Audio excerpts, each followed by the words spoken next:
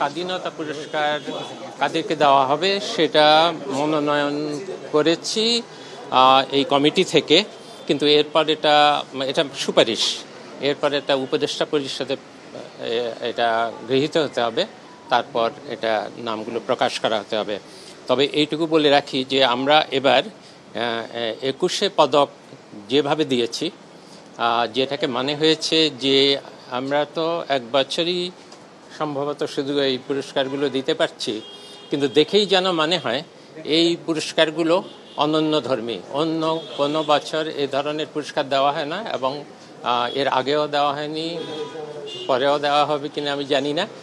স্বাধীনতা পুরস্কারও এমন মানুষকে দেওয়া হয়েছে, তাদের তো জীবনব্যাপী যেই অবদান সেটা স্বীকৃতি হিসাবে এত বছর পরেও তারা কিন্তু কোনো পুরস্কার পাননি।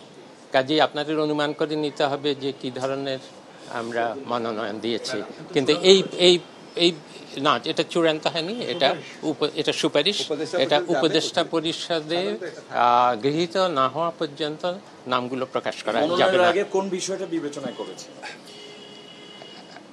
এটা হলো জীবনব্যাপী বাংলাদেশের জন্য যারা অবদান রেখেছেন বা নতুন একটা কিছু তৈরি করেছেন, যেটা ধারাবাহিকতা এখনো চলছে যে কোনো ক্ষেত্রে, সংস্কৃতির ক্ষেত্রে, সাহিত্যের ক্ষেত্রে, বিজ্ঞানের ক্ষেত্রে বা সমাজসেবার ক্ষেত্রে একটা নতুন ধারা, যেটা এখনো পর্যন্ত মানুষকে, সারা দেশকে প্রভাবিত করে, কিন্তু আগে তাদেরকে কোনো সেই বা স্বীকৃতি দেওয়া হয়নি।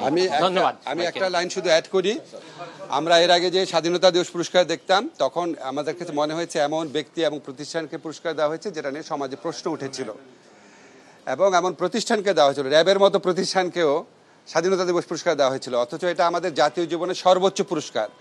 আমরা এই পুরস্কারের মহিমা উপলব্ধি করে এই দলগত গোষ্ঠীগত চিন্তার ঊর্ধ্বে থেকে স্যারের নেতৃত্বে আমরা এমন সব নাম সুপারিশ করেছি।